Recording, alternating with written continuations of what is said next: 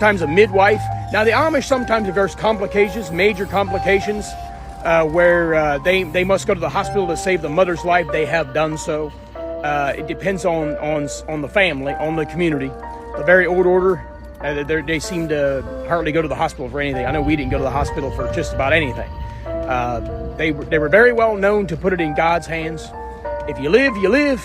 If you die, you die. It is the way it is. But yeah, to your question there, I am a twin, but not only are me and my twin brother twins, but there is 2 sets of twins in my Amish family, and there are 10 of us, and we were all born at home, and Mom had no meds.